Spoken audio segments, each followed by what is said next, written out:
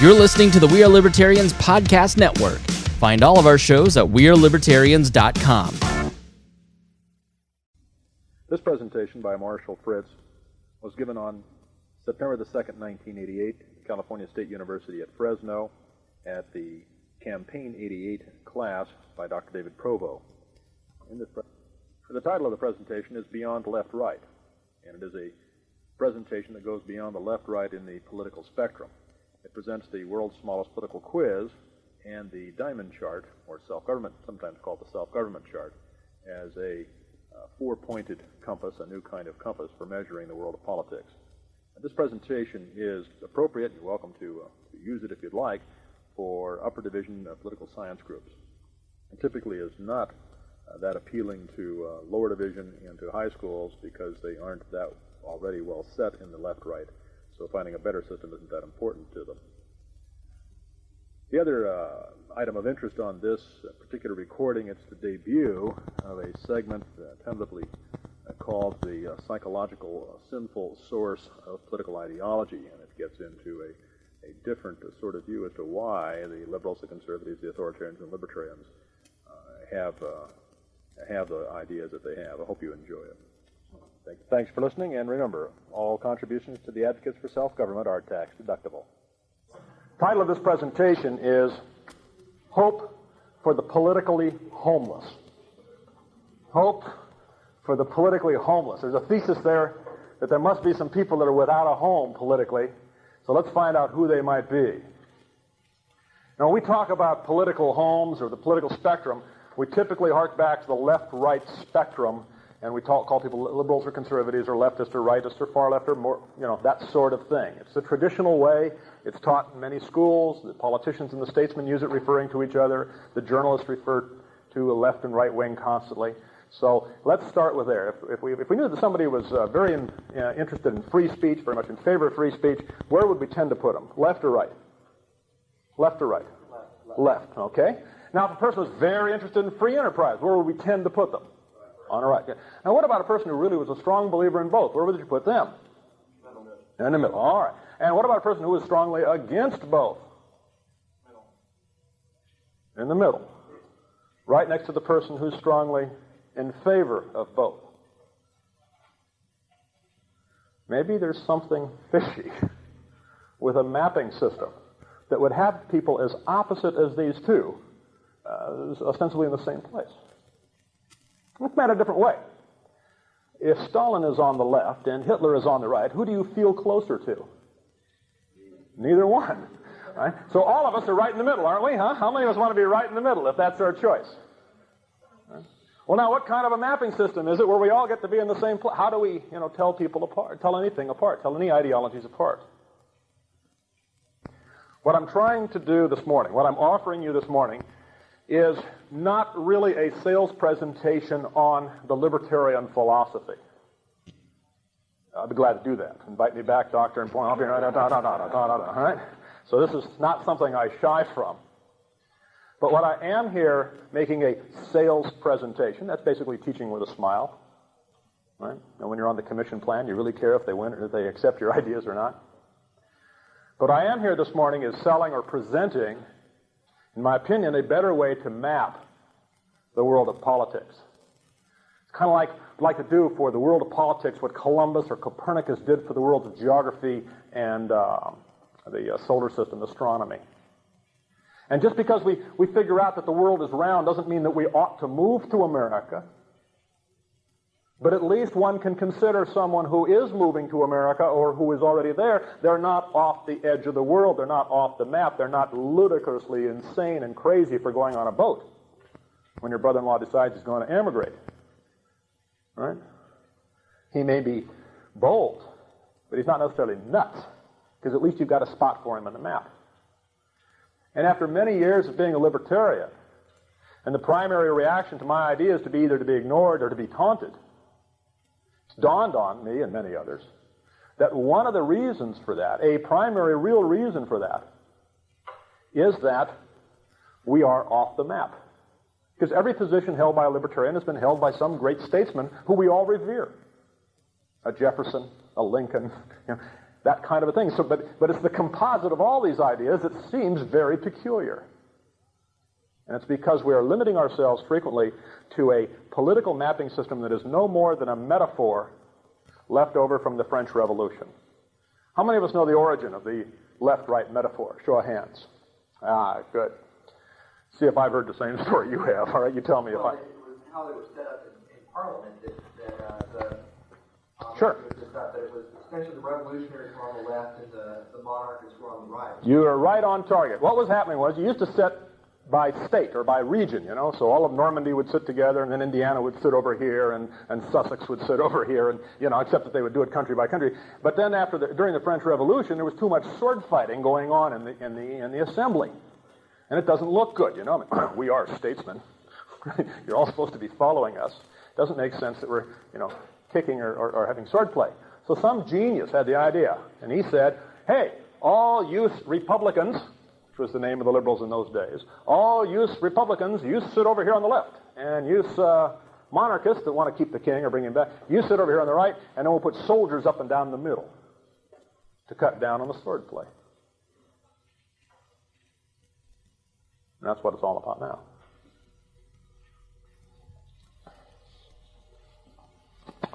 Let's look at some spectra. Here we have the traditional left-right spectrum with Mr. Mitterrand, for instance, on the left, and Miss Thatcher on the right.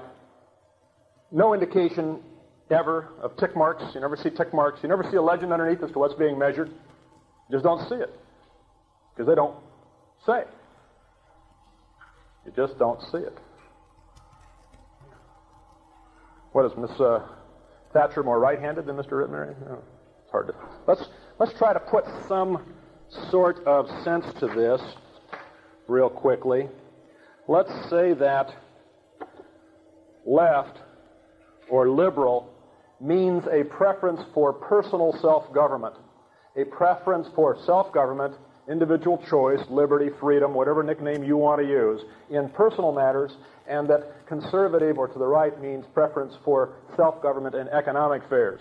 If you will, free speech on the left, free enterprise on the right. Let's apply that kind of a scale to this. And then, since we found it a bit inadequate a few minutes ago when you had the two opposing forces, you know, holding hands in the middle, how many people would call me a middle-of-the-roader, Dr. Provo? Not very many. Because they're mapping systems. What if we go to the high, above the chart a little bit here? We could have the high left, ACLU, very interested in free speech. The high right, Barry Goldwater, Heritage Foundation, very interested in free enterprise. As we stretch the bar a little bit to the bottom, we get to the low left, the Democratic Socialists, and the low right, the moral majority. And if we looked at an imperative that each of them feels as an attitude, the dominant theme on the high left, the dominant theme for an ACLU person is allow freedom of expression. Allow freedom of expression. If you go to the high right and look for a dominant theme, the dominant theme you find is to allow free enterprise. So as you go above on this charting system that we're building, above the half-point line, you're getting to allow, as your basic attitude, people to be free on one attribute or another of their lives. As we come below on the left, we seem to walk away from an attitude of allowing free speech, and there's much more concentration on forcing income redistribution. Michael Harrington, Tom Hayden, doesn't talk nearly as much about free speech as he does about forcing his standards of income equality on some geographic area of the world, the state, the country, or whatever. And as you go to the low right, similarly, you find that the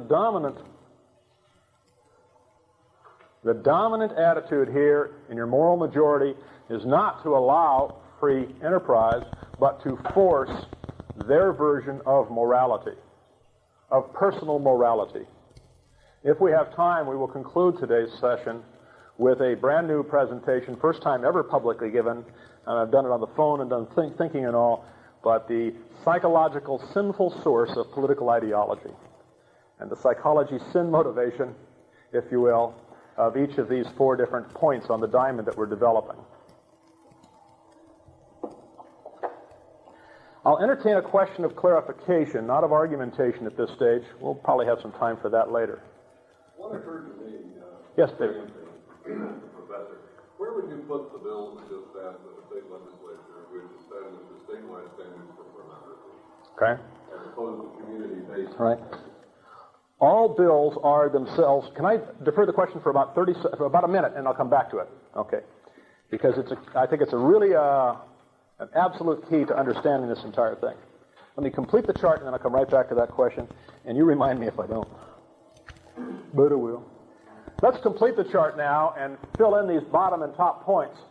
As we go higher and higher on self-government, we get to a libertarian, is as good a name as any right now, philosophy. So if you combine the high left, the attitudes of, say, Martin Luther King, and the high right, a Barry Goldwater, you get to a Henry David Thoreau, a libertarian. So you're combining now your attitude of allowing freedom of expression, allowing freedom of enterprise, the distinction of left and right. Notice that we're narrowing here, and there isn't much difference here. The significant thing is that you're in a high degree of allow. If we reverse the flow and we go downward on a dimension that we can actually measure, we believe, and have lower and lower self-government, as we combine the forced income redistribution attitudes of the low left and the forced standards of morality and legislating of morality on the right, as you combine those two and you get closer and closer to the drain here, the authoritarian point. Yeah, you all know where I come from, so you can, if Stalin is your hero, then as you rise to the great Stalinist beautiful society, the workers' paradise. But as you come down lower and lower in self-government, you have more and more others' government. People are running each other's life. I'll decide what you eat tonight. You decide what I eat tonight. The two of us will vote on what how he dresses, and the three of us will decide if Dr. Provo ever has any more children or not. Okay? Others' government. We can't govern our own lives. Let's govern other people. Kind of an attitude. As you get more and more others' government, or less and less self-government, you get communism, fascism, and the closest thing we have to Hitler here in America, Lyndon LaRouche, a person who is convinced that he's endowed with such immense capacities that he can take on the mantle of making all the decisions in your life. Now to address Dr. Provo's questions. All legislation is either at this point or at this point, and it's typically at this point. All legislation is typically a restriction of someone's self-government. So you can never take, for instance, a single clause or bill or law or regulation and place it particularly on here anywhere. The only way you get to an area on this kind of a thing, sort of mathematically, the only way you get to an area is some sort of amalgam or composite or average of lots of different positions. And in truth, in my opinion, there's only one line that really makes any sense. It's the self-government line up and down the middle. And that these little swings that we have from left to right are rather temporary, they're specious, they're insignificant. That the real thing that's happening is what's happening up and down. You'll hear the metaphor over the years. Not to worry, Mildred, the pendulum will swing back our way soon. But what really happens is as that pendulum swings to the right, most conservatives don't expand free enterprise. They don't allow more free enterprise. They don't take off laws that are restricting free enterprise. They don't sell the TVA. They enforce the war on drugs. And then as it swings back to the left doesn't expand freedom of speech. It doesn't repeal restrictive legislations today that say you can't call your grandmother on an interstate or intrastate telephone line and tell her to take her money out of the bank because you think it's a dangerous bank to have her money into. You go 6 months in jail. They catch you with that one, kid. Huh? What if your 18-year-old son comes up to you and says, Want to know, Mom, do you think I ought to register for the draft? And what if your opinion is that he shouldn't? You tell him that. You've just broken the law. You're telling your son what you think. Now, it's only selectively enforced. We only actually put people in jail who speak out publicly. So it's okay in some people's minds. But what really happens is, as the pendulum swings to the left and then back to the right, in my opinion, as a libertarian, from my perspective, up here at the tippy-tip, the real significant thing is that it gets ever lower and lower and lower. That indeed Americans have turned their back on the American Revolution. That they have re-embraced the notions of the old world. 500 years ago, they thought that the king, the government, the political power, owned and was responsible for your soul. And you see the Inquisition, the Crusades, the witch burning. You see all kinds of instances of humans using violence against other humans because they weren't doing salvation quite properly. A couple of hundred years ago, America's contribution, one of them, was the separation of school and state.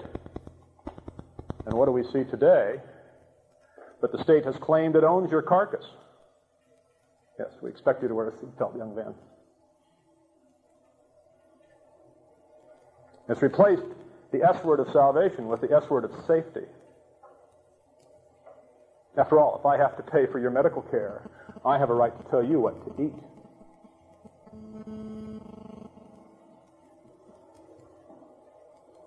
Benjamin Franklin warned against it.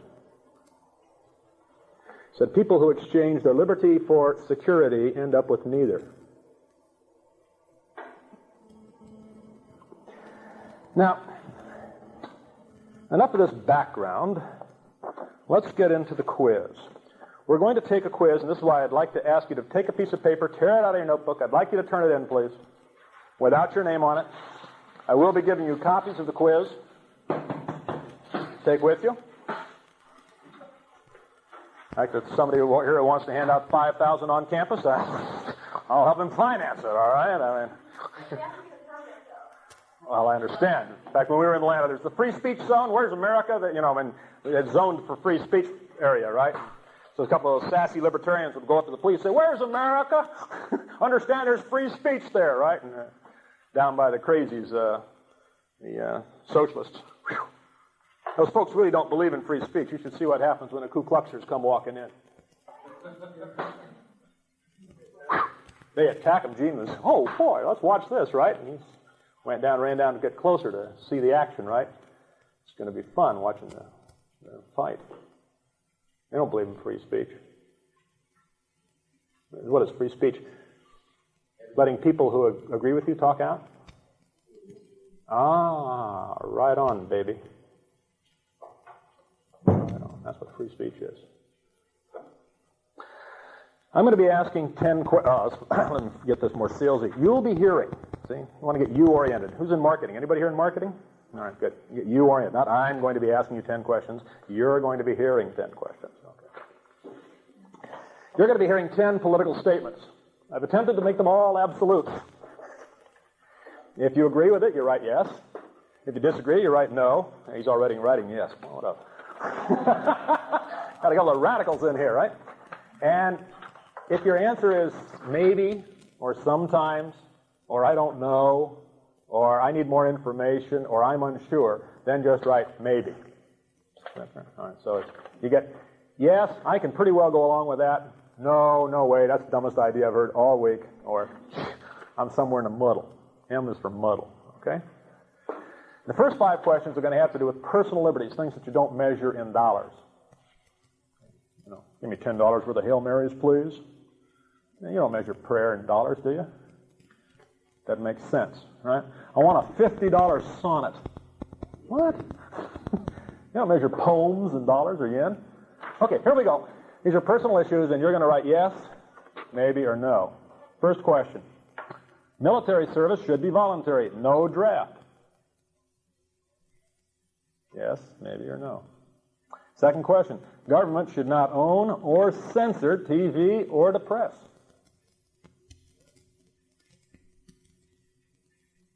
3, repeal regulations on sex by consenting adults.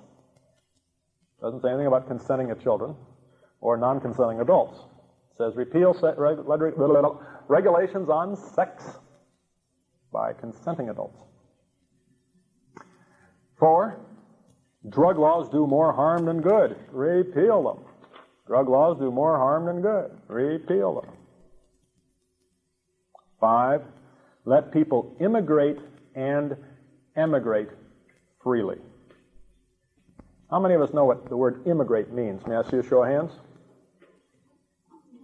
You promised me an English-speaking class. Come on. How many of us know what to immigrate means? Only half the class put up their hands. The other half is either asleep, doesn't like me, or doesn't know. How many of us don't know what the word immigrate means?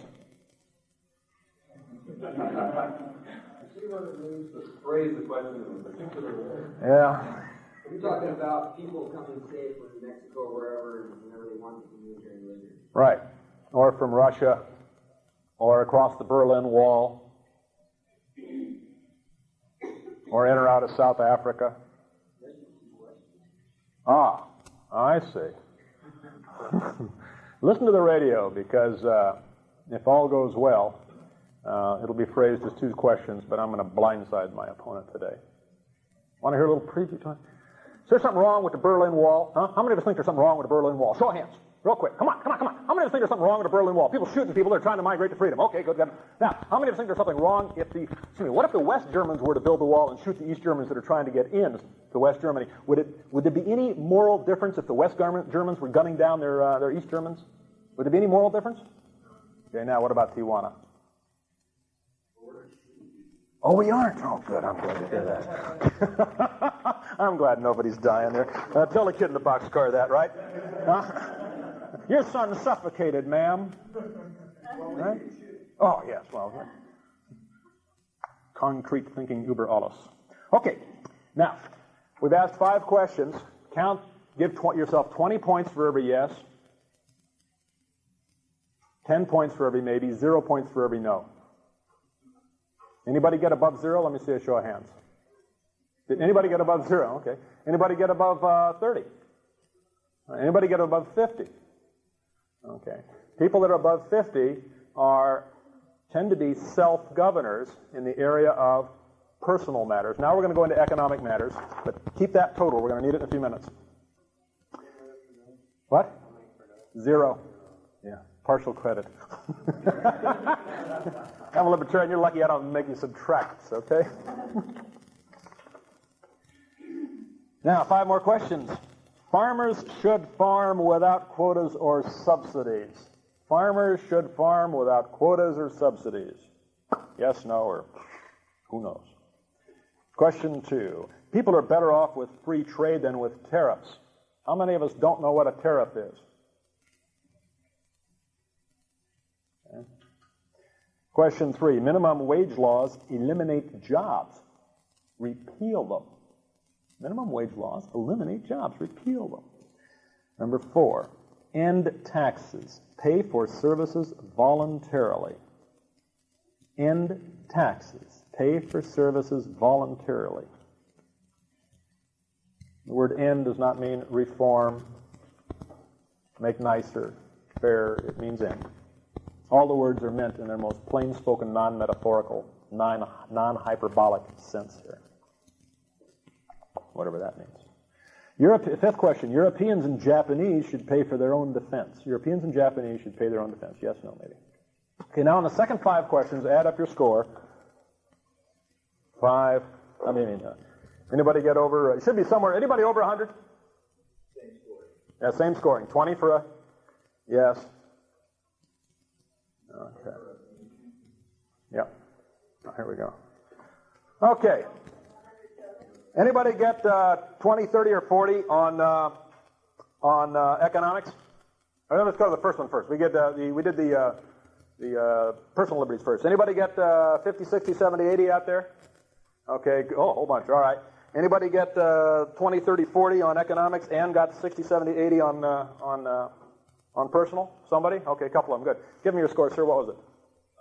80 in the first portion, 40 second. 80, 40. Okay, you're right here. Somebody else? Come on, read them off. 90, 40. Okay, another? 70, 80. Okay, another? 40, what? 40, 80. Conservative. Good. Another one? 40, 60. Centrist. Okay, good. 40, 60 twice. Okay, you took it twice. Good. I want to make sure you got it right. I got extra credit for taking this twice. Okay, a couple more. 40, 20 authoritarian. Okay. Some of us know that if we just had the levers of power in our hands, we could straighten things out and make life better for everybody, right? So give me that lever of power. And that's basically authoritarian position. Not uncommon. Not uncommon. In fact, many of us start here, age 15, 16, 17. We start to sense the injustice that's in the world, racial injustice, sexual discrimination, poverty. And we're feeling a sense of impotence because, we don't have our license yet. We can't go out. There's lots of things we can't do. And we really want to straighten the world out. So many of us start with an authoritarian imperative of wishful thinking. If I could just run things, everything would be a lot better. Yeah, I'm 45, though. Well, we don't all outgrow it. Right? A lot of other things that we don't outgrow. So that's fine, too. We'll take 5, 6 more. 50, 10. Okay. 50, 50. All right, smack dab. Any other buddy in the libertarian quadrant? Come on, let me hear some of my compadres. What? 80, 80. All right, there's. 90, 50. 80, 60. 80. Come on, 60. Okay. 80, 40. 50, 40. Any more conservatives? Only one conservative so far in the class?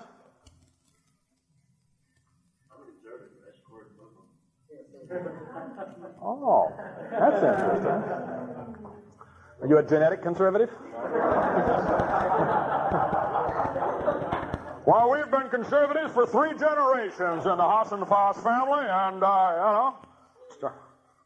Yes, sir, you got a question? I scored the 50-10, which I guess puts me somewhere like liberal Democrat or something. I'll look at these issues you gave me, and I'll say yes, yes, no, no. But when you apply them to a specific issue on a realist, I'll say, well, that wouldn't work, that wouldn't work, that wouldn't work, even though I would vote going against my abstract, which these are abstract beliefs on these questions, but, core low down there, I'd probably get them a libertarian when it comes to actual practices. All right. I think some of the people are probably the same way. Okay. Well, we have a sense now of how this chart is used. Let's talk about why it might be useful. Notice that we can really come up with a distinction now between an authoritarian. How would Hitler, Pol Pot, Stalin, Mussolini answer those questions? Would they all be down here between 0, 0 and 2, 2? Don't they want to run everything for you? Okay. And what about Henry David Thoreau? Is he running around trying to get in control of everything, run everybody's life? Or what about Mark Twain? He'd get off on telling other people what to do? Mencken. We should live John Lennon, I think. Probably about here. Okay, so there's a real difference. Another thing it points out, the value of this thing is, see the international socialists disagree with the national socialists. They fuss all the time. Well,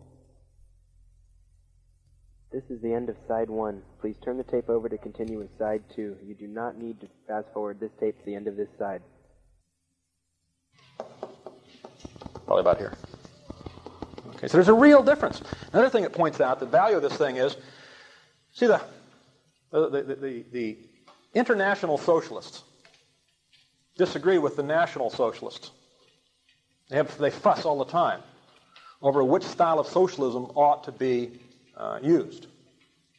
One of their fusses was called World War II, where the international socialists, anybody know what they're called in everyday language? International socialism. What do we call international socialism? Communism. And what do we call national socialism? Nazis are fascists. Right? Didn't they have a fuss? In your father's or grandfather's time? Sure, they did. All right. And what was the fuss about? What was going to be done to you if they got their hands on you? Well, which one? Was there going to be any difference about what they were going to do to you once they got you? Oh, in terms of thought control and personal? No. Right. The difference was who was going to get to do it, right? That's all it was. And yet, they want to obscure that fact.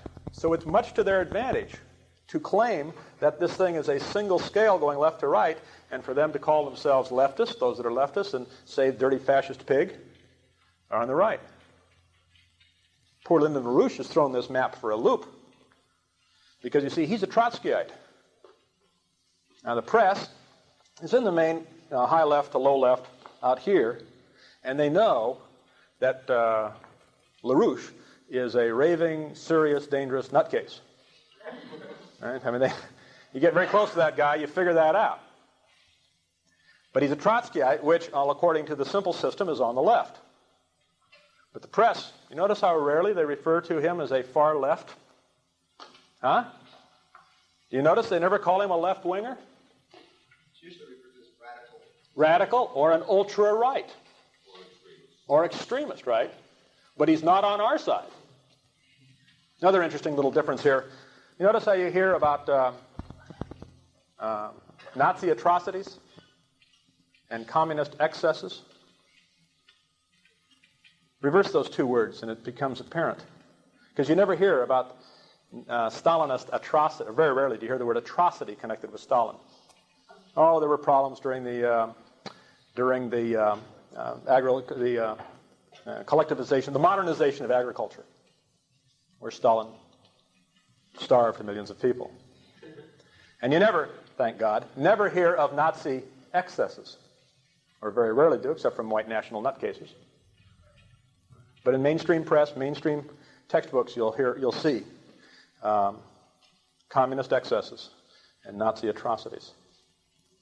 Interesting little warp, little twist. And then Dr. Probo and I were going over this quiz, looking for, do I have bias in there? Because I don't want bias in the quiz.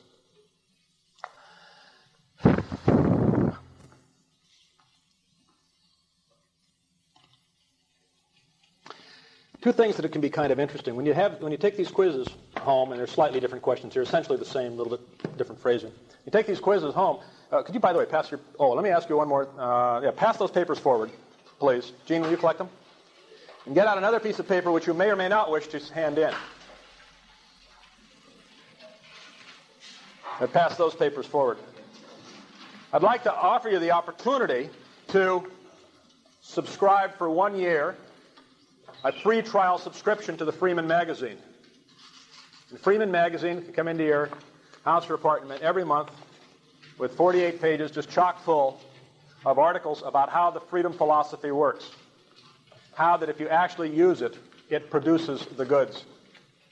Why is there an abundance in countries that use free market and shortages all the time in countries that don't? I don't want to be unduly harsh on the Soviet Union. Probably hard to be unduly harsh on the Soviet Union, but Russia was a grain exporting country up until 1917. Their problem every year was finding markets for their surplus grain. Since then, they've had bad weather. 71 years. Burma used to be one of the rice bowls. 26, 25 years of socialism, they cannot feed themselves. South Africa today, as bad a problems in country as they have, and the stupidity that they're doing, and the harshness and everything, neighbors on some Marxist countries, guess which way people migrate? Toward apartheid.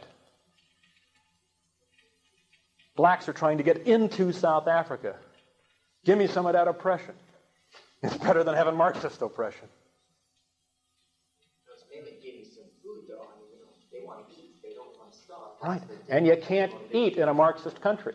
Right. They can't. That's where they're going. They're not out to take care of political ideology. That's right. Oh, yeah. Obviously, they're concerned with the bottom line. I think very few people are interested in freedom for freedom's sake. Right? What they're interested in is they want more harmony, more peace, more justice, more abundance in their lives. Yes, question? In a predominantly two-party system, which side of, or Democrat or Republican, does the average libertarian vote for? Neither. There's two average libertarian attitudes. One is to vote libertarian. Ron Paul is the candidate. The other is to abstain from the system entirely, that the system itself is dysfunctional, and by participating in it, you sanction it. So there's two great streams of libertarian thought. And there's a third stream, which is work inside of either of the other parties and try to control it from within. Kind of a theory, you have to hold power in order to disperse power. I have very little good to say about that particular theory. So let me finish what I need to say here before I scoot. If you would like to read more about this, you have a couple of options here. I've got 10 or 12 of the copies of Restoring the American Dream. Start on page 49. I urge you and read 10 pages. The author, Bob Ringer, so it's the bestseller on the New York Times bestseller list 10 years ago.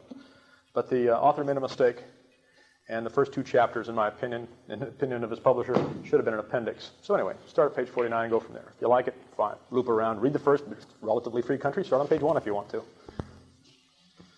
Freer than most. I'd get shot for having that many copies in some places. If you'd like to stay up to date and look at things every month, give me your name and address on a piece of paper and write the word Freeman, F-R-E-E-M-A-N, on that piece of paper. If you'd like to have an invitation to come to a Pizza New Idea Club, where you get a bunch of guys and gals together, have a pizza, and we talk about this stuff, and basically I keep my mouth about 90% shut. You guys get to do 90% of the talking. It's something I teach, because if people are going to learn this, they learn it from within themselves, really more than they learn it from the outside.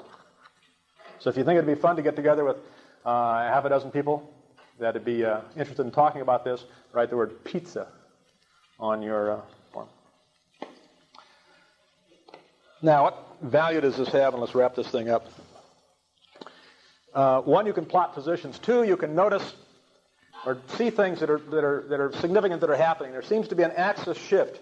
There may have been a polarization from left to right 20 or 50 years ago, but the baby boomer generation, of which you're about the last few years of, seems to be polarizing itself differently. They seem to be polarizing from authoritarian to authoritarian kind of a spectrum. And this has some significance for the kinds of changes that are going to take place in about 15 to 20 years as the baby boomers take control and run things. So that's another value to this. Secondly, it gives certain people a political home. Right now, everybody but the libertarians claims to have a home. The Stalinists and the socialists claim to be on the left, and the fascists claim to be on the right, and other people claim to be in between them somehow. But it leaves these people without a home, the libertarians. Various tests show anywhere from 17 to 34% of the Americans are libertarians, and if you look at the young managerial class, it's as high as 60%. How many of us in this room tested as libertarian on this test? May I see a show of hands? 1, 2, 3, 4, 5? Is there someone over there? No. Okay. So around 20% of this class tested as libertarian. College educated, national average is 34%. So, but you're homeless. In fact, you get kind of frustrated sometimes. You say, don't label me. I'm left on some issues, I'm right on some issues, don't label me. But maybe there is a label, and a good one. It's about as long as delicatessen, but it's better than not having a label at all. I'm going to stretch it and try to get into the psychological sinful sources of political ideology. Why do people line up on these different quadrants? Now, this is my own craziness, so if it works, I want credit. If it doesn't, I have to find somebody to blame it on. And I'm going to pick on all 4 groups, and I'm going to start with conservatives, particularly the moral majority. They want to outlaw pornography. They want to outlaw immorality. Why? I suspect that they're fighting their own sin. Have you ever heard the expression that when you're pointing a finger at someone else, that 3 of those fingers are pointing back at yourself? Have you ever heard the expression as a kid, takes one to know one? Did you ever hear that? There's truth in that.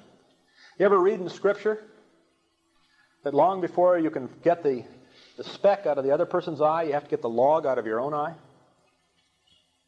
You ever see from Shakespeare? He thinks she might be just protesting a bit too much. All different ways of saying the same thing. That the sins that anger us as human beings, the sins that cause an emotional fury, are the sin that we're afraid we have ourselves. We're fighting our own sin. It's our shadow or more, or worse. Conservatives, many of them have a problem with lust. They don't want pornography available in America, because that way, in some burst of chastity, they can throw away their dirty books that they've got out behind the corn crib and then not play with themselves anymore. That's their hope. They're fighting their sin. And they talk about being real upset with these licentious liberals, these fornicating fools on the left. But who is it that we notice every once in a while who gets caught in the wrong place with the wrong person? Right. The liberal is pointing a finger at that skin-flinty conservative who isn't generous, who isn't compassionate, who doesn't care about the poor. Funny thing is, direct mail works on the right, but not on the left. There's no great direct mail industry on the left of mailing letters of appeal for funds to leftists and getting that money back and then doing some good work with it. Very sparse. Why? Because the leftists can look at that mail that comes in, that starving baby in Ethiopia, that leftist can put that right in the trash can and nobody sees it. Direct mail works on the right. Viggory and that whole new right business, it works on the right. Why? Because that right-winger, in spite of what that leftist is telling you, is generous. She writes that check for $25, for $2,500, because she or he cares. Cares where their money is, not just their mouth is. When you see the tax forms admitted to or announced by a Mondale, by a Jesse Jackson, you see people that make $200,000 a year and give only $2,000 to charity. You see people that aren't generous. When they want compulsory generosity in the welfare state, what they're saying, and they always say, I would give to the poor, but what are we going to do about those skinflints who won't? And when you hear that, what you're hearing is, I am so greedy myself, I won't give to the poor unless I'm forced to. They're fighting their own sin. The authoritarian who wants order and control feels lost, feels unable to earn a living, feels that first day of high school feeling, but more pervasive through his whole life. Doesn't want to feel responsible for feeding himself and his family or making his own moral decisions. And he's so afraid of that he wants to legislate everything so that we have a perfectly orderly society and everybody knows their place. The dynamic is fear, envy of those who can produce. Left we let...